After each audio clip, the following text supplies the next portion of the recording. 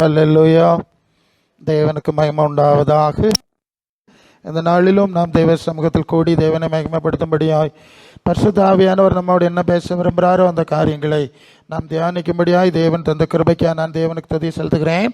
அன்புக்குரிய யாவருக்கும் ரட்சகர் ஆண்டவருமாய் இயேசு நாமத்தில் அன்பின் நல்வாழ்த்துக்கள். ஹல்லேலூயா. கடந்த நாளிலே நான் ஒரு இடத்துக்கு போய்விட்டு சாலை வழியாய் வந்து கொண்டிருந்தேன்.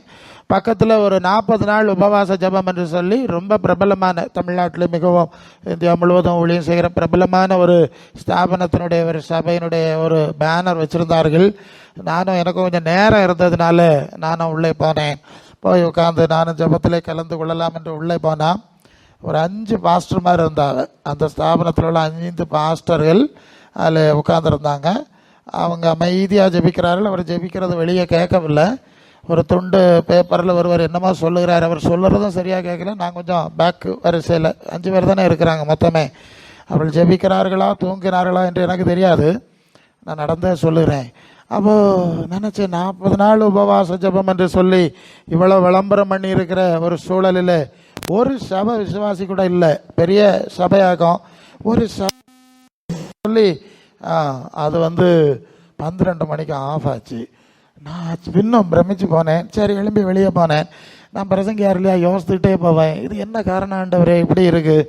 அப்போ ஒரு காரியத்தை ஆண்டவர் எனக்கு ஞாபகப்படுத்தினார். அது ஆதியாகமம் 2 அப்போஸ்தலர் 2:42 43 அவர்கள் அப்போஸ்தல உபதேசத்திலும் அப்பம்பக்கிறதிலும் ஜபத்திலும் உறுதியாக தரித்திருந்தார்கள். பயம் உண்டாயிற்று. அப்போஸ்தலரை கொண்டு அற்புதமான காரியங்களை தேவன் செய்தார். இந்த காரியத்தை எனக்கு நினைவு போட்டினார். அப்போஸ்தல உபதேசம், அப்போஸ்தல அடிப்படை உபதேசம், அந்த உபதேசத்தின் அடிப்படை ஜபமும் இருக்கிற இடத்துல தான் தெய்வ பிரசன்னம் இருக்க முடியும் என்கிறத மீண்டும் ஒரு முறை எனக்கு உணர்த்தினார். அல்ல உறுதிப்படுத்தினார்.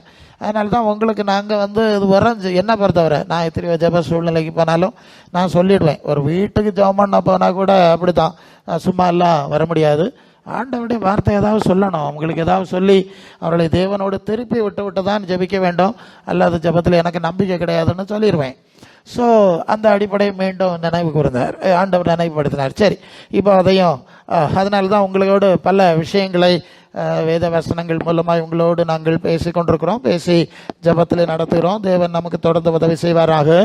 அந்த எழுப்புதல்ங்கிற தலைப்பில் ஒரு செய்தி பார்க்குறோம். இன்னைக்கு 27ஆம் பாகம். என்ன பிரசங்கியார் இத்தனை பாகம் அனுப்புகிறோம், இன்னும் எழுப்புதல் வரையிலையா அப்படின்னு கேட்குறீங்க. எழுப்புதலுக்குரிய தகுதி வந்தால் மட்டும்தான் எழுப்புதல் வரும், இல்லைன்னா வராது. நாங்கள் தகுதிப்படுத்தக்கூடிய காரியம் செய்வோம். எனக்கெல்லாம் 20 வயசுக்குள்ளே எழுப்புதல் வந்ததுனால தமிழ்நாடு கேரளான்னு 2 மாநிலத்துக்கும் ஓடிக்கொண்டிருக்கிறேன். கடந்த வாரத்தில் 6 தமிழ்நாட்டிலும் கேரளாவிலும் 6 சபைகளிலே தேவனுடைய வார்த்தையை சொன்னேன். அவர் விரட்டுகிறார், நாங்கள் ஓடுகிறோம். எங்களுக்கு எழுப்புதலை தேவன் தந்தார், எங்களுக்கு தந்த பேசுகிறோம். உங்களுக்கு எந்த அளவு புரிந்து கொண்டீர்கள் என்று எனக்கு தெரியாது. இல்லையா, அது இன்னைக்குள்ள தலைமுறைக்கு இது ரொம்ப கஷ்டமாக இருக்குது. ஆனால் நாங்கள் பேசித்தான் ஆக வேண்டும். நல்லது. அப்போது தகுதி எழுப்புதல் என்று சொன்னால் பரலோக தேவனுக்கு ஏற்ற உணர்வடைதல். பரலோக தேவனால் அது உருவாக்கப்படுகிறது. முதலாவது இயேசுக்குள்ளே வைக்கப்பட்டது. அதன் மூலம் எழுப்புதலும் விடுதலையும் உண்டாகி சுவிசேஷம் உண்டாயிற்று.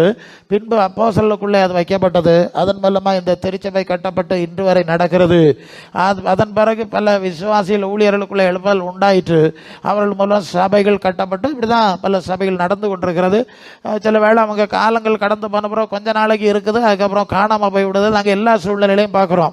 அப்போ ஒருத்தன் போனால் இன்னைக்கு புது ஆளை கூப்பிடணும். நான் தள்ளி விட்ட சவுலுக்கா நீ எந்த மட்டும் தூக்கித்து கொண்டிருப்பாயின்னு சொல்லிட்டு சாமுவேல் ஏற்படுத்தின மாதிரி பல வேளை மாறி மாறி சம்பவங்கள் ஏற்படுகிறது. எல்லாம் பார்க்குறோம். சரி, எப்படியோ நாம் எழுப்புதலின் அடிப்படை வாய்க்கால்கள், அதை ஊற்று கண்களாய் நாம் மாறாவிட்டால் எழுப்புதல் உருவாகாது. எழுப்புதலை நேரடியாக அவர் வானத்தில் இருந்த ரோட்டில் போகிற ஆளுகளுக்கு தலையில் எல்லாம் போட போகிறது கிடையாது.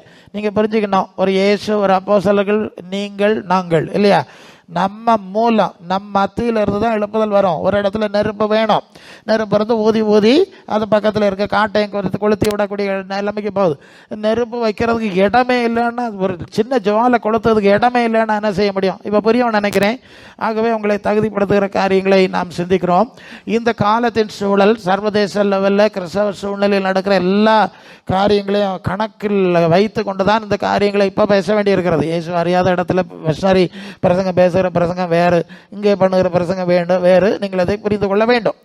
ஸோ கடந்த நாளில் நான் சிந்தித்து கொண்டிருந்த போது ஒரு காரியத்தை ஆவியானவர் எனக்கு உணர்த்தினார். அது என்னவென்று சொன்னால், எழுப்புதலுக்கு தடையாக இருக்கிற காரியம் வேத பொரட்டு ஆவி அல்லது வேத பொரட்டு என்ற ஒரு காரியத்தை எனக்கு உணர்த்தினார். அதாவது, நீங்கள் யோவான் 8:31-32 இயேசு சொல்வார், நீங்கள் என்னுடைய உபதேசத்தில் நிலைத்திருந்தால் மெய்யாகவே என் சீஷராக இருப்பீர்கள், சத்தியத்தை அறிவீர்கள், சத்தியம் உங்களை விடுதலை ஆக்கும் என்று சொல்லி 7ஆம் வசனத்தில் வந்தீங்கன்னு சொன்னா, ஆதியாகமம் 2:17 இந்த கனியை புசிக்கிற நாளில் நீ சாகவே சாவாயின்னு சொன்னார்.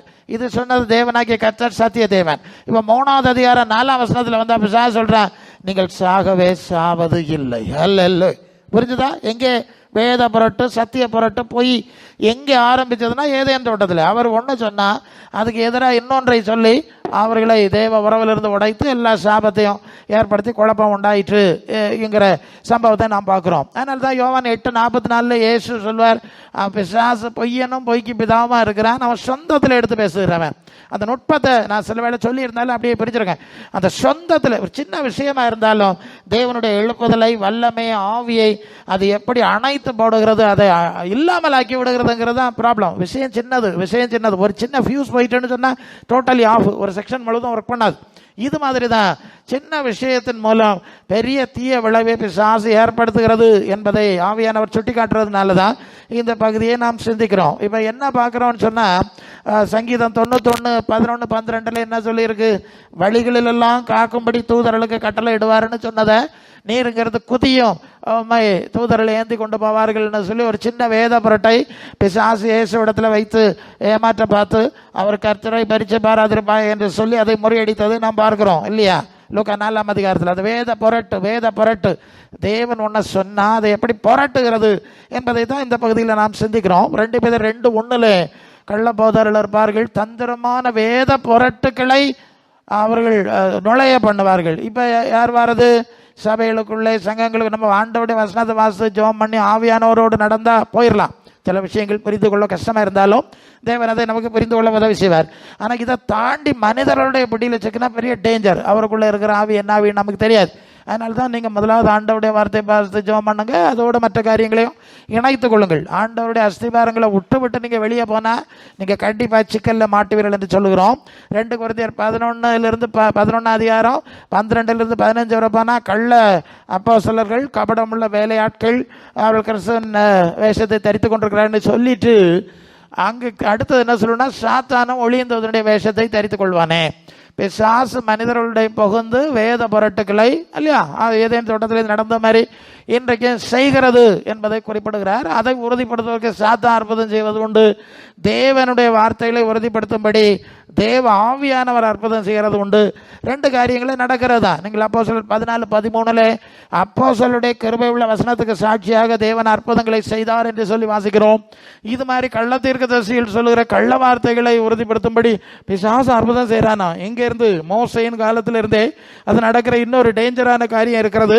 ஆகவே நாம் இந்த காரியத்திலே கொஞ்சம் தெளிவுள்ளவர்களாய் வெளிப்பாக இருக்க வேண்டியது அவசியம். அப்போஸ்தலர் 13:6-11 வரை எலிமா என்கிற ஒரு மனுஷன், பரியேசு என்று சொல்லக்கூடிய சர்கி பயோல் என்ற ஒரு விவேகுள்ள மனுஷனிடத்தில் இருக்கிறான். அந்த மனுஷன் பவுலையும் பர்னபாவையும் கேட்டு அழைத்து இந்த விசுவாசத்தை குறித்து அவன் கேட்கிறான். இயேசுவை குறித்து நித்திய ஜீவன் உயிர்த்தெழுதல் கேட்கிறான்.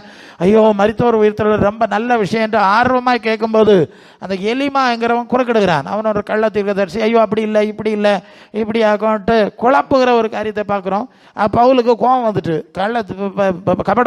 கபட உள்ளவனே, மோசமானவனேன்னு ஒரு வார்த்தை சொல்லுகிறான். பொய்யனே, வேதத்தை புரட்டுதல் ஓய மாட்டாயோன்னு சொல்லி கோபத்தில் திட்டான். அவன் உடனே குருடாகி போனான். யார் குருடாகி போனது?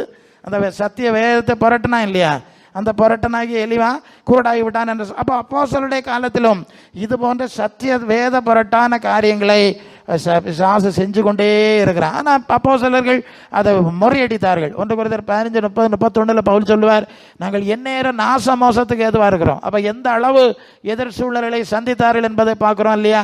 ஆமாம், புசிப்போம், குடிப்போம், நாளைக்கு சாவோம்னு சொன்னால் பிரச்சனை இல்லை. நாங்கள் நித்திய ஜீவன், மரித்தோர் உயிர்த்தெழுதல், இனி வரை நியாய தீர்ப்புன்னு பேச போகிறதுனால இந்த இவ்வளவு கஷ்டம் உண்டாகிறது என்று சொல்லி அவர்பட்ட துன்பங்களையும் குறிப்பிடுகிறதை நாம் அங்கே பார்க்கிறோம். ஹல்லேலூயா, ஹல்லேலூயா. சரி, நான் பல பகுதிகளை இப்படி நான் உங்களுக்கு ஏற்கனவே விளக்கி இருக்கிறேன். அந்த காரியம் இருக்கிறது. இதை குறித்து நாம் தெளிவாக இருக்க வேண்டியது அவசியமான காரியம். ஹல்லேலூயா, ஹல்லேலூயா, ஹல்லேலூயா. சரி, இப்போ கடந்த அதாவது சில வருஷங்களுக்கு முன்பு நான் ஒரு சபையில் பைபிள் ஸ்டடி எடுத்துக்கொண்டிருந்த ஒரு சூழல் இருந்து நடந்து ப்ராக்டிக்கலாக தான் பேசணும். எப்போவுமே எடுத்துக்கொண்டிருந்த போது அன்றைக்கு வேற ஒரு பாஸ்டர் வந்துட்டார். பாஸ்டர் வந்தோடனே அந்த பாஸ்டர் கேட்டார், இன்னொரு பாஸ்டர் இன்னைக்கு வந்திருக்கிறாருன்னு சொன்னார். அப்போ நான் சொன்னேன், சரி வரட்டும், அவர் முதலாவது ஒரு அரை மணிக்கூர் பேசட்டும், நான் மீதி உள்ள அரை மணிக்கூர் பேசுகிறேன். நாங்கள்லாம் சகோதரர்கள் தானே, அண்ணன் தம்பி செய்தா தம்பி சரி பண்ணணும், தம்பி செய்தா அண்ணன் சரி பண்ணணும்.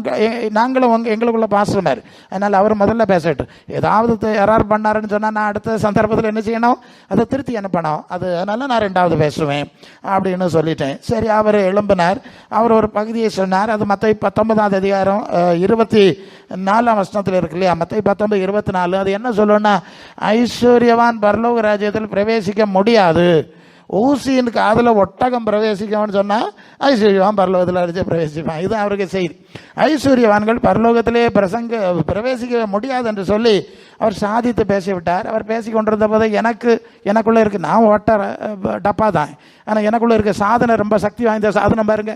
அது மாதிரியா எனக்கு அதுக்குள்ள விளக்கத்தை எனக்கு தந்து விட்டது. உடனே நான் அதுக்கு பதில் விளக்கத்தை சொல்லி அதை முழுமையாக மூடி நான் அப்படி முடிக்க வேண்டியதாகிட்டு. சரி, அந்த பகுதியை எங்கேயும் அப்படி ஒரு சின்ன முரண்பாடு தெரியறதுனால அதை கொஞ்சம் விளக்குவது எனக்கு அவசியம். முன்னால் நடந்துட்டு அதை தெளிவுபடுத்தணும். மாறி நாங்கள் தெளிவுபடுத்தி தான் அடுத்த எல்லைக்குள் போக வேண்டும்.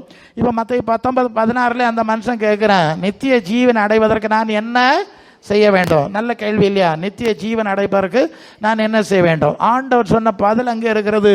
அவர் சொல்லுகிறார், நீ கற்பனைகளை கைக்கொள்ளு. எதை கைக்கொள்ளணும்? அப்ப நித்திய ஜீவனுக்குள்ள போறதுக்கு என்ன செய்யணுமா? இயேசுநாதருடைய பதில் என்னது? கற்பனையை கைக்கொள்ளணும். மீண்டும் கேட்குறான், அது எந்த கற்பனைன்னு கேட்குறான். கேட்கும்போது பதில் சொல்லுறாரு. அந்த 10 கட்டளைன்னு வாசிக்கிறோம் இல்லையா, யாத்திராம 20ஆம் அதிகாரம் 4ஆம் வசனத்தில் என்ன என்று உனக்கு வேற தேவர்கள் உண்டாயிருக்க வேண்டாம்னு சொல்லி 10 கட்டளை. இந்த 10 கட்டளைன்னு சொல்லி இந்த 10 கட்டளையை நீ கடைபிடிச்சின்னு சொன்ன நீ நித்திய ஜீவனுக்கு போக முடியும். அது 17ஆம் வசனம் இல்லையா, மத்தேயு 19:17ஆம் வசனம் அப்படின்னு சொல்லி 18ஆம் வசனத்தில் தான் எவைகள்னு கேட்டு அவர் அப்படி விளக்கம் கொடுத்து கொண்டே போறார். இங்கே கவனிக்க வேண்டிய ஒரு காரியம், நீங்கள் ஆதியாகம் முதல் அந்த ஐஸ்வர்யவான் கேள்வி கேட்ட காலம் வரைக்கும் உள்ள சம்பவம் என்னன்னு பார்த்தீங்கன்னா, முதலாவது ஏனோக்கு என்ற ஒரு மனுஷன் இருந்தான். அவன் தேவனோடு சஞ்சரித்தான். தேவன் அவனை எடுத்து கொண்டு போய்விட்டார். அல்ல அப்போ நான் சொன்னேன், அவன் சொத்தெல்லாம் விற்று கொடுத்துக்கிட்டு அப்படி போனான்னு அங்கே சொல்லலை. கொடுத்துருப்பான், கொடுக்காம இருந்துப்பா, அது வேற விஷயம். ஆனால் அப்படி ஒரு காரணம் அங்கே சொல்லப்படவில்லை. அவன் காணப்படாமல் போனான், தேவன் அவனை எடுத்துக்கொண்டார். இப்போ நோவாவா எல்லாம் விற்று கொடுத்துட்டு போனான்னு நமக்கு தெரியாது, அப்படியும் அந்த வசனம் சொல்லலை. அப்போ அப்படி இருக்கு. அப்புறம் ஆபிரகாம் தேவனோடு சஞ்சரித்து கொண்டிருந்தான். அவன் நீதிமான் எனப்பட்டான். அவனுக்கு சொத்து சுகம் எல்லாம் இருந்து என்கிற சூழ், அவனுக்கு ஆடு மாடுகள்லாம் இருந்தது என்கிற சம்பவம் இருக்கிறது. ஸோ அந்த காலத்திலும் அந்த விஷயங்கள் ஒன்றும் சொல்லப்படவில்லை. அதுதான் உண்மை அப்படின்னு சொல்லி அந்த விஷயத்தை குறித்து சொன்னேன். ஏன்னா எபிரேயர் 11:5 ஏனோக்கை குறித்து தேவன் சாட்சி பெற்றான், தேவனாலே அவன் சாட்சி பெற்றான் என்று சொல்லக்கூடிய அந்த சம்பவம் இருக்கிறது, அந்த வசனம் இருக்கிறது என்று சொல்லி அப்படியே இந்த பகுதியை ஆபிரகாம், ஈசாக்கு, யாக்கோபு அப்படிப்பட்டவர்கள்லாம் இருந்தார்கள் அப்படின்னு. நீங்கள் மத்தேயு 8:11 ஆபிரகாம், ஈசாக், யாக்கோபு என்பவர்களோட அநேகர் தேவனுடைய ராஜ்யத்தில் பந்தியிருப்பார்கள் அப்படின்னு ஆண்டவர் சொல்றார். அப்போ இவ்வளவு காரியத்தை பார்த்தா இவங்க யாரும் எல்லாத்தையும் விட்டுட்டு வந்தார்கள், அவர்கள் தான் நித்தியத்துக்கு போனார்கள் என்பது போரலாக முடியாது என்பது முதலாவது ஒரு விஷயம். ரெண்டாவது ஒரு விஷயம் என்னன்னு சொன்னால், தாவீது ராஜாவாக இருந்திருக்கிறார், இல்லை இவங்கெல்லாம் இருந்திருக்கிறாங்க. நீங்கள் நியாய பிரமாணத்தில் வந்தாலும் ஆடுகளின் பெருக்கம், மாடுகளின் பெருக்கம் இல்லையா, யோபு அப்படி இருந்திருக்கிறான் 19:25 அப்படி எல்லா காரியங்களும் அவனுக்கு இருந்தது. அப்படி எல்லாம் சம்பவம் இருக்கு. அவங்க எல்லாம் நித்திய ஜீவனுக்கு போகலை, தாவீதெல்லாம் போகலை அப்படின்னு சொல்லக்கூடாது என்பது முதலாவது செய்தி. ஆனால் என்ன விஷயம் இருந்ததுன்னா அதுதான் மனசில் வைக்கணும். இப்போ நீங்கள் ஆபிரகாமை பொறுத்து வாசிக்கும் போது அது எபிரேயர் 11ஆம் அதிகாரம் தானே, 11 என்ன படிக்கிறோம்னு சொன்னால், ஆபிரகாம் தேவன் தாமே கட்டி உண்டாக்கின அஸ்திமாரங்குள்ள நகரத்திற்கு காத்திருந்தான், பரதேசியை போல சஞ்சரித்தான். அவன்கிட்ட நிறைய ஐஸ்வர்யெல்லாம் இருந்துதான், ஆனால் அவன் அதில் மனசை வைக்கலை. இப்போ புரிஞ்சதா வார்த்தை? இது ஆழத்துக்குள்ளே வருகிறோம். ஐஸ்வர்யம் வந்தான், ஆனால் மனசை என்ன செய்யலை, ஐஸ்வர்யத்தில் வைக்கவில்லை. ஆபிரகாம் தேவன் கட்டி உண்டாக்கின அஸ்திபாரமுள்ள பரலோக நகரத்துக்கு, புதிய எருசலேமுக்கு அவன் காத்திருந்தான் என்று சொல்லி அந்த பகுதியிலே நாம் வாசிக்கிறோம். அப்புறம் நீங்கள் யோபு 19:25 வந்தால் யோபு என்ன சொல்லுறேன், நான் பெரிய ஐஸ்வர்யவான் என்று சொல்லி என்னைக்காவது அந்த வசனம் எடுத்தியா? 19:25 தானே யோபு. அந்த 30 அது மீட்பர் உயிரோடு இருக்கிறார், கடைசி நாள் நிற்பார் என்று அறிந்திருக்கிறேன். அவன் பெரிய ஐஸ்வர்யவனாக இருந்தான். 31:25 நினைக்கிறேன், சரியா? யோபு 31:25 என் ஆஸ்தி பெரிதென்றும் என் கைக்கு மிகவும் கிடைத்ததென்றும் என்றும் மகிழ்ந்ததும் பிரகாசிக்கும் போது செல்லும் போது மயக்கப்பட்டு உண்டானால் அதுவும் நியாயம். என்ன சொல்றாரு? இவங்கெல்லாம் எங்கள்கிட்ட ஐஸ்வர்யம் இருந்தது. நீங்கள் சங்கீதம் 49 மன்னிக்கவும், அது அதாவது ஐஸ்வர்யம் விருத்தியானால் உங்கள் மனசு அதில் வைக்காதங்கள் ஒரு வசனம் இருக்குல்ல, அது 49:16 இல்லை ஒரு வசனம் 62:10 சங்கீதம் 62:10 ஐஸ்வர்யம் விருத்தியானால் உங்கள் மனசை இருங்கள், விருத்தியானால் ஓகே அதான் இப்போ விருத்தி இல்லை, வசனம் அருமையாக இருக்குது. இது மனசு அதில் வைக்காதுருங்க அப்படின்னு சொல்லியிருக்கு. அப்புறம் தொடர்ந்து நீங்கள் பார்த்தீங்கன்னா 49:16 இப்படியெல்லாம் ஐஸ்வர்யம் பெருகுனா அதெல்லாம் பெரிய காரியம்லாம், நீ பயப்படாதே என்று சொல்லக்கூடிய செய்தி இருக்குது. அப்போ இதில் இருந்து நான் என்ன செய்தியை சொன்னேன் என்று சொன்னால், ஐஸ்வர்யவான்கள் பரலோக ராஜ்யத்துக்கு போக மாட்டார்கள்ங்கிற கொள்கை பைபிளில் கிடையாது, பழைய ஏற்பாட்டில் கிடையாது. இது வரைக்கும் இயேசுனாருடைய காலத்துக்கு முன்னே தானே பேசுகிறோம், ஐஸ்வர்யவான் அந்த காலம் உள்ளவன் தானே. அதனால் இயேசு ஒருபோதும் நீ எல்லாம் விட்டு கொடுத்துட்டு வந்தால் தான் நித்திய ஜீவனுக்கு போவா என்று சொல்லி இருக்க முடியாது, சொல்லவும் இல்லை. நம்ம அந்த முரண்பாடை விளக்குறோம். சரி, நீ நித்திய பழைய ஏற்பாட்டு கட்டளை கடைபிடிச்சா நீ பரலோகத்துக்கு போவா, முடிஞ்சு போச்சுங்க. அந்த சாப்டர் ஃபினிஷ்ட், அதில் ஒன்றும் எந்த குழப்பமும் கிடையாது. அதுதான் உண்மை. நீங்கள் புதிய ஏற்பாட்டில் கூட 1 தீமோத்தேயு 6:17-19 ஐஸ்வர்யவான்கள் எப்படி இருக்கணும்? இருமாப்பான சிந்தை இராமலும் வாசிருங்க 1 தீமோத்தேயு 6:17 ஐஸ்வர்யவான்கள், ஐஸ்வர்யத்தில் நம்பிக்கை, ஐஸ்வர்யவான் உள்ளவர்கள் இருமாப்பா இருக்கக்கூடாது, நிலையற்ற ஐஸ்வர்யத்தில் நம்பிக்கை வைக்காமலும் அனுபவிக்கிறதுக்கு சகலவித நன்மைகளையும் சம்பூர்ணமாய் கொடுக்கிற ஜீவனுள்ள தேவனுடைய நம்பிக்கை வைக்கவும், நன்மை செய்யவும், நற்கிரியைகளில் ஐஸ்வர்யம் உள்ளவர்களாக இருக்கவும், தாராளமாய் கொடுக்கவும், உதார குணமுள்ளவர்களாக இருக்கவும், பற்றி கொள்ளும்படி காலத்துக்கு நல்ல ஆதாரத்தை பொக்கிஷமாக வைக்கவும் கட்டளையிடு. இப்போ புரிஞ்சுட்டீங்க இல்லையா? புதிய ஏற்பாடை சொல்லுறேன். இப்போ ஐஸ்வர்யவான்களாக விசுவாசி இருக்கக்கூடாதுன்னு சொல்லலை, அவங்க எப்படி இருக்கணும்னு சொல்லியிருக்கு. இப்போ புரிஞ்சில்ல? ஸோ அப்போ இதில் இருந்து என்ன புரிகிறோம்னா, எல்லாவற்றையும் விற்று கொடுத்து வந்தால் தான் பரலோக ராஜ்யத்துக்கு போக முடியுங்கிற கருத்தை பழைய ஏற்பாட்டிலையும் இல்லை, நியாயப்பிரமாணத்திலையும் இல்லை, இயேசுவும் சொல்லவில்லை, புதிய ஏற்பாட்டிலையும் சொல்லவில்லை. ஆனால் ஐஸ்வர்ய விருத்தி ஆனால் மனசை அதில் வைக்காத, அதை தேவ சித்தப்படி நீ பயன்படுத்தி கொண்டே இரு என்கிற கொள்கை மட்டும்தான் இருக்கிறது என்று சொல்லி அந்த பகுதியை நான் திருத்தினேன். சரி, இப்போ என்ன பிரச்சனைன்னு சொன்னால், சரி அதில் இருக்க அந்த வசன பகுதியே நீங்கள் அப்போ ஆண்டவர் நித்திய இப்படி எல்லாம் விற்று கொடுத்தா தான் வருவான், இல்லைன்னா ஒட்டாம் ஊசியின் காதில் நுழையினா ஐஸ்வர்யவான பல்லவத்துக்கு போவான்னு சொல்லிட்டாரான்னு ஒரு கேள்வி இருக்குது. அதை நீங்கள் சரியாக படிக்கணும். அந்த வேத புரட்டு அந்த பவருடைய தந்திரத்தை எனக்கு டக்குன்னு ஆவியானவர் போட்டார். அதுதான் அதில் அங்கேயே விஷயம். அதை இங்கே மீண்டும் நான் நினைவுபடுத்துகிறேன். அது என்ன விஷயம்னு சொன்னால், அது ரொம்ப ரொம்ப முக்கியமான விஷயம். கவனிக்கிறீங்களா நீங்கள்? அது மத்தேயு 19:21 இப்போ படிக்கணும். மத்தேயு 19:21 அதே அதற்கு இயேசு, நீ பூரண சற்குணனாக இருக்க விரும்பினால் நீ போய் உனக்கு உண்டானவளை விட்டு தரித்திரருக்கு கொடு, பின்பு சிலுவை எடுத்துக்கொண்டு என்ன கொண்டு வா. நல்ல கவனிக்க, நாங்கள் ஒரு வார்த்தை இருக்குது. என்ன வார்த்தை? பூரண சற்குணராக இருக்க விரும்பினால். இதுதான் பிரச்சனை. அது மத்தேயுல மட்டும்தான் இருக்குது, லூக்கா மார்க்கில் அந்த வார்த்தை இல்லை. ஏன்னா உனக்கு பரலோகம் உண்டப்பா, நீ கற்பனை கடவுள்னு சொல்லி முடிச்சாச்சுங்க, ஒரு சாப்டர் முடிச்சாச்சு. இவன் போக வேண்டியதானே? சரி, அப்போ நான் பரலோகத்துக்கு போகிறேன்னு போயிருக்கலாம்ல. அவன் கேட்குறான், இல்லை இன்னும் ஏதாவது குறை உண்டான்னு கேட்குறான். இப்போ அவனுக்கு இன்னும் என்னது, இதெல்லாம் சின்ன வயசுலேருந்து நான் கடைபிடிச்சிட்டேன், முடிச்சுட்டேன், இனி ஏதாவது ஒன்றுங்க செய்யணும்னு கேட்குறான். இப்போ தான் அடுத்த காரியம் சொன்னார். பரவாயில்லையே, அவனுக்கு ஒரு நல்ல ஆர்வம் இருக்குது. ஸோ நீ பூரண அனுபவத்தை அடைய விரும்பினால், இதுதான் சப்ஜெக்ட். இல்லையோ ஆவியானவர் கரெக்டாக கொடுத்தாரு. பூரண சற்குணனாக இருக்க விரும்பினா நீ எல்லாம் விற்று கொடுத்துட்டு என்ன சொல்லவா. அப்போ பரலோகத்தில் பரிபூரண அனுபவம் இருக்குது. சரியா? பூரணம் குறைஞ்ச அனுபவம் இருக்குது. அது உண்மைதானுங்க. அது குறைஞ்ச அனுபவம் கூடின அனுபவம் ரெண்டும் இருக்குது.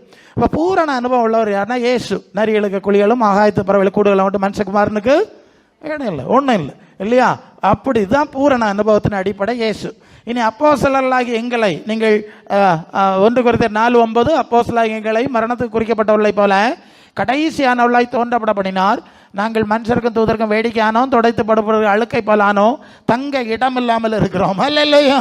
அதில் அங்கே இருக்குல்ல, வீடு இல்லை, காசு இல்லை, சரியான ட்ரெஸ் கிடையாது, எல்லாரும் துடைத்து போடப்படுற அழுக்குன்னா எப்படி இருக்கும்? அந்த மனுஷன் கிட்ட வந்தாலே நாரதுன்னு சொல்லியிருப்பாங்க. அதனால தான் அந்த வார்த்தை இருக்கு. இல்லை, பல நாள் பிரயாணம், மாற்று வஸ்திரங்கள் சரியா இருக்காது, அலைஞ்சிக்கிட்டே தெரியாது இல்லையா? அதெல்லாம் இருக்கிறதுக்கு வாய்ப்பு இருக்கு. அப்போ இவர்கள் பூரண அனுபவத்துக்காய் அழைக்கப்பட்டவர்கள். அல்ல இல்லையோ? அப்போஸ்தலர்கள் அழைக்கப்பட்டவர்கள், இயேசு அழைக்கப்பட்டவர்கள் அப்படின்னு சொல்லியிருக்கு. இப்போ புரிஞ்சதா அவங்களுக்கு? பூரண அனுபவத்தை அடையணும்னா இதை செய், இல்லைன்னா அதை செய் சொல்லிட்டு அடுத்தது ஆண்டவர் தொடர்கிறார். வசனத்தை முடிக்கல. சரிப்பா, உனக்கு பரலோகம் உண்டுன்னு அவனுக்கு ஒரு வாக்குறுதி கொடுத்தாச்சு. ரெண்டாவது, பூரண அனுபவம் வேணும்னா இப்படி தான் போகணுங்கிறதையும் சொல்லியாச்சு. மூணாவது, ஐஸ்வர்யவான்கள் பரலோக ராஜ்யத்தில் போவது அரிது என்கிற வார்த்தையும் சொல்லி அரிதுன்னு சொன்னார், முடியாதுன்னு சொல்லலை. அந்த வார்த்தைக்கு அர்த்தத்தை நீங்க பார்க்கணும். ஐஸ்வர்யவான்கள் பரலோக ராஜ்யத்துக்கு போகவே மாட்டார்கள் சொல்லலை. சொல்லிட்டா யோபு போயிருக்க முடியாது, தாவீது போயிருக்க முடியாது, ஆபிரகாம் ஈசாக்கு யாக்கோபு போக முடியாது. சரிதானே? அப்படி சொல்லலை, கஷ்டம்னு சொன்னார், அரிதுன்னு சொன்னார். உடனே சீடர்கள் கேட்டார்கள், இது எப்படி ஆகும்னு கேட்டா 26 வசனம் சொல்லுது, மனுஷரால் இது கூடாது தான், தேவனால் எல்லாமே கூடும். அல்ல, அநேக ஐஸ்வர்யவான்களுக்கு இருக்கக்கூடிய நல்ல பரலோக மனசு புறம்போக்கு இருக்கிற ஆளுகளுக்கு கிடையாது. இதை நாங்கள் ஊழியத்தில் பார்த்துருக்கோம். அல்ல இல்லையா? அவன் பெரிய கோடீஸ்வரனாக இருப்பான், வெளியே பார்த்தா அந்தாவா இருப்பான், உள்ளத்தில் பார்த்தா ஒன்றும் இல்லையா, ஒன்றுமே இல்லை, தரையில் படுத்திருப்பான். வாமா, நாங்கள்லாம் சந்திச்சிருக்கோம்ல, ஊழியக்காரெல்லாம் ரொம்ப கவனம் பண்ணுவான். ஏசி ரூமை எங்களுக்கு தந்துட்டு அந்த ஆள் பாயில் படுத்திருக்கான். சரியா? எப்படி வசதி உள்ளவன், எங்களோட வசதி உள்ளவன் ஏசி ரூமில் எங்களை படுக்க வச்சுட்டு எங்களுக்கு 1ஆம் தரமான இடத்த தந்துட்டு அந்த ஆள் தரையில் படுத்திருக்கிறான். ஸோ இப்படி எல்லாம் மனசு இருக்குல்ல, அப்படிப்பட்டவங்கெல்லாம் இருப்பாங்க. இது ரொம்ப நுட்பமான ஒரு காரியம். முதல்ல மனசு பெருசு இல்லை, அதுக்கப்புறம் தானே வெளியே வரணும். வெளியே ஏதோ படம் காட்டிட்டு உள்ள வேற மாதிரி இருந்தால் பிரயோஜனம் இல்லை. இப்படியெல்லாம் நிறைய நுட்பம் இருக்கு. சரி, அப்போ பூரண சற்குணம் என்று சொல்லக்கூடிய அனுபவம் தான் இங்கே ஆண்டவர் சுட்டி காட்டுகிறார். மற்ற ஐஸ்வர்யவான்களையும் அவர்கள் ஐஸ்வர்யவான்களாக இருந்தாலும் நிறைய ஐஸ்வர்யவான்கள் அப்படிதான், என்னையா பணம் இருந்து என்னையா, சொத்து இருந்து என்னையா, என் குடும்ப நிலை இப்படியாண்டு அழுதுக்களை வந்துடுறாங்கல்ல. பார்த்தா பெரிய அரண்மனையில் வாழ்றான், மனுஷன் தரையில் கிடக்கிறான். அந்த அளவு தேவன் நினைச்சால் அவனுடைய நிலைமை மாற்ற முடியும் என்கிற ஒரு காரியத்தை அங்கே ஆண்டவர் சுட்டி காட்டுறதை பார்க்குறோம். சரியா? இப்போ புரிஞ்சுக்கிட்டீங்களா? எல்லா வேத வசனங்களுக்கும் தெளிவான, நமக்கு தான் புரியலை. இது எனக்கு ஆண்டவர் ஆவியானவர் உடனே ஃபாஸ்ட்டாக தந்துட்டார். அது விஷயம் எப்போவுமே அப்படிதான். சில விஷயங்கள் வந்துட்டா அது வரை எனக்கு உறக்கம் வராது, ராத்திரி அப்படியே செஞ்சுட்டு டக்கு டக்கு டக்குன்னு எல்லாம் ஓகே சாட்டிஸ்ஃபைடு. அடுத்த நேரம் எங்கேயாவது நான் அதை பயன்படுத்த வேண்டியிருக்கேன். இப்படி தான் வேத புரட்டு ஆவியானது வசனங்களை தப்பா புரட்டி ஜனங்களை குழப்பிடுதுன்னு சொல்றாரு. அதான் விஷயம். தெரியலைன்னா விட்டுறணும், இது எனக்கு தெரியல, தெரிஞ்சப்புறம் பார்த்துக்கலாம். நாங்களும் அப்படிதான், தெரியாதெல்லாம் புரியலை பார்க்கலாம், ஆண்டவர்கிட்ட கேட்போம், அவர் வெளிப்படுத்தினா சொல்லுவோம்னு சொல்லி அதை விட்டு விட வேண்டும். அதுக்கு அந்த பக்கம் நீங்க போனீங்கன்னு சொன்னா அதனால வீணான தீமை தான் உண்டாகும், நன்மை உண்டா தெரியாதுல்ல, அதை அதோட விட்டுறணும். சரி, கர்த்தர் நமக்கு உதவி செய்வார். ஆனா இப்ப என்ன பிரச்சனைன்னு சொன்னா, இன்னொரு காரியத்தை நாங்க பார்த்தோம். இந்த மாதிரி உள்ள ஆளெல்லாம் ஒரு பக்கத்தில் ஆண்டவரை உயர்த்துவார், பூமியின் உயர்ந்த ஸ்தானத்துக்கு ஏற்றுவார், பணம் தருவார், 4 காரு 5 வீடு 100 ஏக்கர் எஸ்டேட் எல்லாம் தருவாருன்னு சொல்கிறதும் இந்த மாதிரி பிரசங்க மாதிரி தான். அடுத்தது நீ எல்லாம் வித்து ஆண்டவருக்கு கொடு, இல்லைன்னா பரலோகத்துக்கு போக மாட்டான்னு சொல்கிறதும் இந்த ஆளு தான். நாங்கள் குழம்பிப்போம், என்னடா இது, முதலே சொல்லியிருக்கலாம்ல, இது பரலோக பொக்கிஷம் சேர்த்து இதெல்லாம் பொக்கிஷம் இல்லை நீ சொல்லியிருக்கணும். இதை சொல்கிறதும் இந்த பிரசங்க மாதிரி தான். மறுபக்கம் இனி எல்லாம் நிறைய கிடைச்சாச்சுல, வித்து கொண்டு எனக்கு தந்துரு, என் பாக்கெட்டில் வை அப்படின்னு சொல்கிறதும் இவங்க தான். நாங்கள் இப்படியெல்லாம் நிறைய பார்த்துருக்கோம். ஸோ இதை குறித்து நாம் தெளிவாக இருக்க வேண்டும். ஒரு வசனத்துக்கு ஒரு வாழையோ தலையோ எடுத்துக்கிட்டு பிரசங்கமார் பேசும்போது எனக்கு ஆச்சரியமாக இருக்கும். அவர் ஒரு வாழை எடுத்து வச்சு பேசுவார், எனக்கு பச்சை இங்கே பெரிய பட்டியல் வந்துடும் மண்டையில். அதுக்கு மறுபக்கம் பதில் கொடுக்கறதுக்கு ஒரு வால் வச்சா அவர் ஆதி முதல் வெளிப்படுத்தல் வரைக்கும் பட்டியல் போட்டு பேசி அதை என்ன செஞ்சிருவாரு, முறையடிச்சிருவாரு. ஹல்லேலூயா, ஹல்லேலூயா. 2 பேதுரு 3ஆம் அதிகாரம் 2ஆம் வசனம் படிங்க. 2 பேதுரு 3:2 படிக்கும்போது அங்கே அந்த வசனத்தை பார்ப்போம். அப்போஸ்தலருடைய நீங்க படிங்க 3:2. 2 பேதுரு 3:2.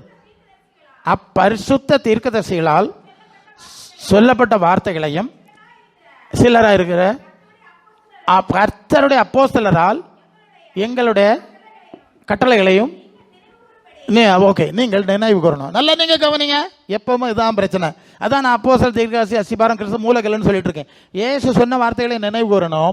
அடுத்தது அப்போஸ்தலர் இதை ப்ராக்டிக்கலாக என்ன சொன்னாங்க, என்ன செஞ்சாங்க, அதையும் நீங்கள் நினைவு கூற வேண்டும், அதை மனசில் வைக்கணும். இதை விட்டுக்கிட்டு வெளியே போய் கதை கேட்க போனீங்கன்னா மண்டை குழம்பிடும். இதுதான் பிரச்சனை. இன்னைக்கு இந்த தான் நடந்துட்டு இருக்கிறதுனால தான் அதை நாங்கள் சரிப்படுத்துகிறோம். அப்போ உடனே ஒரு உணர்வு வந்துடுது, உற்சாகம். நிறைய பேர் இந்த மாதிரிப்பட்ட வேத புரட்டில் சிக்கி பின்மாறி போயிருக்கிறாங்க. புரியுதா? ஏதாவது ஒன்று விவரம் கேட்டால் சொல்லி விட்டுருவான், அவன் குழம்பி. நான் அப்படிப்பட்ட நிறைய பேரை சந்திக்கிறேன். அவர்களுக்கு நிறைய பேருக்கு பேச தேவன் எனக்கு அனுமதி தந்திருக்கிறாரு. குழம்பிப்பானா? ஓ அப்படியா பாஸ்டர், இதுவரை எனக்கு பிடிபடவே இல்லை, நான் மண்டை குழம்பிப்பானே. கொஞ்சம் நேரமே சொல்லி இருந்துருன்னா நான் கொஞ்சம் ஆண்டவருக்கு இன்னும் நல்லா போயிருப்பேன். ஆண்டவரே விட்டுறான், அவர் இப்படி பேசிட்டாரு அப்படி பேசிட்டாரு. ஏசுனார் தப்பா பேசுவாரா? அவர் சரியா பேசியிருக்கணும். ஒருவேளை அது எழுதுனதோ டிரான்ஸ்லேஷன்லையோ புரிஞ்சதுலேயே தான் தப்பு இருக்கணுமே தவிர அவர் தப்பா பேச மாட்டாருப்பா. ஓ ஆமா, அப்படி நம்ம நீ நல்லவங்கிற ஒன்ன, நீ நல்லவங்கிற ஒன்ன, நீயே தப்பா பேச மாட்டேன், நம்ம வாக்கு நியாயம் நாணயம் உள்ளவங்கிற. அப்ப ஆண்டவர் எவ்வளவு கரெக்டா இருக்கணும். என்ன சொல்றீங்க நீங்க? அவர் சரியா தான் செஞ்சிருக்கணும், நமக்கு புரியல, அது இருக்கு, அதோட நீங்க நடத்திடணும். அப்படி பலரை அந்த வேத புரட்டாவிடைய தந்திரங்களையும் செயல்களையும் நுட்பம் அது பல வேளை பாஸ்டர்மாருக்கே தெரியாது, அவங்களுக்குள்ளே அது வேலை செஞ்சுட்டு போயிடும். நான் போகிறோம் ஆஃப் பண்ணுவோம், டே இங்கே கிடக்கு நீ விவரங்கிட்ட பேசிட்ட என்ன ஸ்டாப் பண்ணிடுவோம். சரி, அப்போ இது நம்ம கவனத்தில் கொடுக்க வேண்டிய காரியம். நீங்கள் 2 பேதுரு 2:12 2 பேதுரு 2:12 ஒரு வசனம் இருக்கு இல்லையா, தெரியாதவைகளை இவர்களோ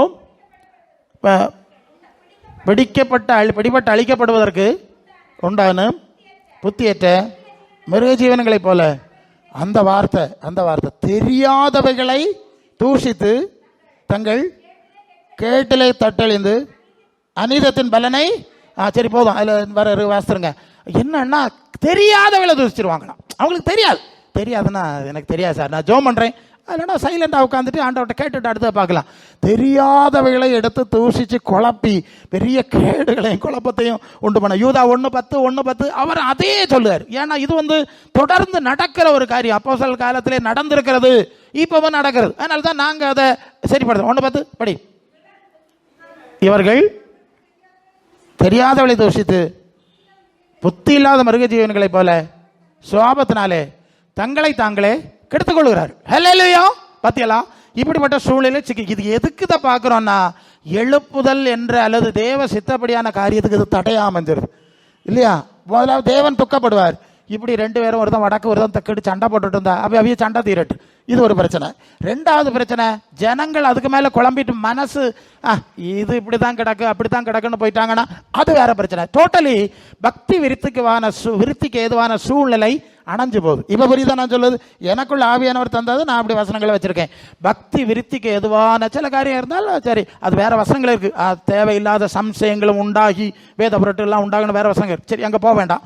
ஸோ அது வேண்டாம். இப்ப எழுப்புதலுக்கு தடையாக அமையக்கூடிய காரியங்களை தவிர்க்க வேண்டும். எவ்வளவுதான் நமக்கு சொல்றோம். நமக்கு தெரியலைன்னா தெரியாத விஷயத்துல இருந்து கொள்கிறோம். ஏன்னா அது ரோமர் 12 ஒரு வசனம் இருக்குல்ல, போதிக்கிறதிலும் புத்தி சொல்லுகிறவன் புத்தி சொல்லுதிலும் தரித்திருக்க கடவன். அதை படிங்க அந்த வசனத்தை.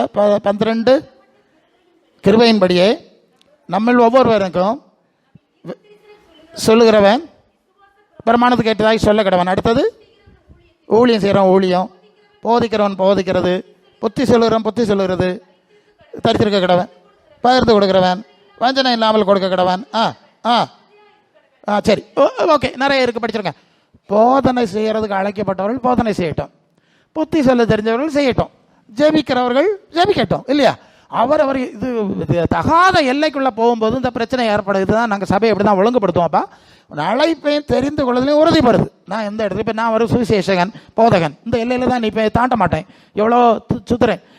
நோ, எனக்கு தந்திருக்கேன், இதை செஞ்சுட்டு போகணும்னு சொல்லுவார், நான் போயிட்டே இருக்கணும், அதுக்கு மேலே கணக்கெடுக்க என்கிட்ட சொல்லலை. சரி, இது மாதிரி ஒவ்வொருவரும் அவரவருடைய எல்லைகளை தெளிவாய் காத்து கொண்டால் மட்டுமே தன்னுடைய ஆவிக்குரிய ஜீவியத்தை காத்து கொள்ள முடியும், தேவ சித்தத்தை நிறைவேற்ற முடியும் என்பதை நீங்கள் நன்றாக தெளிவாக அறிந்து கொண்டிருக்க வேண்டும். அண்ட் ஃபைனலாக ஒரு விஷயம் நான் சொல்கிறேன். இப்போ ஒரு பிரச்சனை, அப்போ ஏசு சொன்னால் எல்லாம் சரி, அப்போஸ்தலர் சொன்னால் எல்லாம் சரி, நம்ம தான் ஏதாவது சொன்னால் தப்பாயிருதான்னு ஒரு கேள்வி வருது. இதை நீங்கள் தெளிவாக புரிஞ்சு இந்த செஷன் முடிப்போம். முதலாவது, இயேசு சொன்ன வார்த்தை, நான் தனித்திறேன், என்னை அனுப்பின தேவன் பிதாவாகிய தேவன் என்னோட கூட இருக்கிறார். நான் எப்போதும் பிதாவுக்கு பிரியமானதை செய்கிறபடினாலே அவர் என்னை தனியே இருக்க விடும். முதல் விஷயம், அது விசுவாசிகளானாலும் ஊழியக்காரர்களானாலும் தேவனோடு உள்ள ஐக்கியத்தில் ஆழமாய் நீங்கள் கட்டப்பட்டு கொண்டே இருக்க வேண்டும். அல்ல இப்படி வந்தா பல இதுகள் வந்தால் உடனே அதை நான் தான் சொல்கிறேன்ல, எனக்குள்ள நடந்ததை நான் சொன்னேன், எவ்வளோ விஷயத்தை சரி பண்ணுறாரு, இதை அவர் சரி பண்ணுகிறார். இது முதலாவது விஷயம். ரெண்டாவது, அப்போஸ்தலர் சொல்லுகிறார்கள், அது 6ஆம் அதிகாரமாக நீங்கள் வரும்போது அந்த சொத்துக்கள்லாம் விற்று கொண்டு வச்சாங்கல்ல, 5 வாசிக்கும்போது சொத்தெல்லாம் விற்று கொண்டு வச்சாங்கல்ல. இல்லை, அது என்ன சொல்லுதுன்னா, அவங்க சொல்கிறாங்க இதெல்லாம் பந்தி நீங்கள் ஏழை விதவைகள், கிரேக்க விதவைகள் சரியாக விசாரிக்கப்படலை அப்படின்னு சொல்கிறாங்கல்ல. அப்போஸ்தலர் என்ன சொன்னாங்க, அந்த வார்த்தை இருக்குன்னா, அப்போ 12 சீசர் கூட்டத்தை வரவழைத்து, நாங்கள் தேவ வசனத்தை போதியாமல் பக்தி விசாரணை செய்வது தகுதி அல்ல, சகோதரரே பரிசுத்தாவின் ஞானம் உள்ள 7 பேரை தெரிஞ்சு கொள்ளுங்க, வேலைக்கு ஏற்படுத்தலாம். அடுத்தது நாங்களோ தட் வேர்ட், நாங்களோ ஜெபம் பண்ணுறதிலும் தேவ வசனத்தை போகிறதிலும் இடைவிடாம. நல்லா புரிஞ்சுருங்க, இயேசு சொல்கிறார், நான் பிதாவோடு இருக்கிறேன், பேசிகிட்டு இருக்கிறேன், அதனால் கரப்ஷன் வர்றதுக்கு வாய்ப்பு இல்லை, ஸ்ட்ரைட்டாக அங்கேருந்து வருது பேசுகிறேன். அப்போ சொல்கிறா, நாங்களும் அப்படி தான், எப்போ ஜெபம் பண்ணுறோம், தேவ வசனங்களை தியானிக்கிறோம், பேசுகிறோம், வேறு காரியத்தில் பணம் பங்கு வைக்கிறது லட்சக்கணக்கில் ரூபா, சரியா, வேறு ஆள்கிட்ட கொடுன்னு சொல்லிட்டு ஒதுங்கிட்டான். ஸோ இப்படி ஆண்டவரோடு தனித்து நடக்கிறவங்க தான் கொஞ்சம் பர்ஃபெக்டாக இதை புரிஞ்சிக்க முடியும். ஏன்னா அது 1 யோவான் 2:27, நீங்கள் அவராலே பெற்ற அபிஷேகம் உங்களில் நிலைத்திருக்கிறது, அது போதிக்கிறது. அதுக்கு மேலே பைபிளை ரெஃபர் பண்ணுறோம். இப்படி இல்லாமல் சும்மா ஒரு மாதிரி சுற்றிக்கிட்டே நிறைய ஊழியக்காரர்கள் அப்படி இருக்கிறாங்க. பன்னிக்குட்டி போகிற மாதிரி எல்லா இடத்துலையும் ஏறி இறங்கிட்டு வந்தால் குணம் மாறிடும், புரியுதா? அதுக்குன்னு சிலர் இருக்காங்க, அவங்க அதை செய்வாங்க. மற்றவங்க மற்ற காரியம் செஞ்சால் அந்த எல்லையில் இரு, நீ இவ்வளோ செய்ய முடியாது, ஏதாவது கரப்ஷன் வரும். இவங்க போகிற சூழ்நிலையெல்லாம் பல கன்ஃபியூஷன்ஸ் உள்ள ஊடுருவி விடும். சரி, அப்போ இங்கே புரிய வேண்டியது, வேத புரட்டு ஆவியும் வேத புரட்டு தன்மைகளும் நம்முடைய வாழ்விலும் சபையிலும் ஊடுருவும் போது அந்த எழுப்புதல் தடைபடுகிறது, வளர்ச்சி தடைபடு. ஒரு பக்கத்தில் ஒரு கட்டுவாங்க, மறுகையொண்டு இடிச்சிருவாங்க. இப்போ புரியுதா? இது ஒரு காரியம், நல்லா கஷ்டப்பட்டு சபையை கட்டுவாங்க, அவரே இடிச்சிடுவார் மறுபக்கம். அந்த பேய் அவரே கட்டுறதுக்கு பயன்படுத்துறது அவர் தான், இடிக்கிறதுக்கு பயன்படுத்துறது அவர் தான். ரொம்ப சங்கடப்படுவான், நாங்கள் இப்படி ஆகி போச்சு தெய்வமே, இந்த மனுஷன் எவ்வளோ பாடுபட்டார். ஸோ எங்களுக்கு வேறு வழி இல்லை, அதனால நாங்கள் இதெல்லாம் போட்டு திருத்துக்கிறோம். நல்லது அன்புக்குரியவர்களே, தேவ ஆண்டவரோடு, அதாவது முடிக்கிறேன், 1 யோவான் 1:3, எங்களுடைய ஐக்கியம் பிதாவோடும் அவருடைய குமாரனா இயேசு கிறிஸ்துவோட இருக்கிறது. இந்த ஐக்கியம் வேணும்னா வான்னு கூப்பிடுகிறார் யோவான். இதுதான் பர்ஃபெக்ட். அதுக்கு வெளியே போனால் கரப்ஷன் வரும். அப்போ ஆதி இயேசுவும் அப்போஸ்தலரும் ஆதி திருச்சபையாரும் இப்படிப்பட்ட ஐக்கிய உறவில் இருந்ததுனால தான் எழுப்புதலும் வல்லமை உண்டாயிட்டு. அதே நிலைமை இன்னைக்கு நமக்குள் வர தேவன் விரும்புகிறார், எதிர்பார்க்கிறார். நாம் தகுதிப்படுவோமானா கர்த்தர் நம்மத்தில்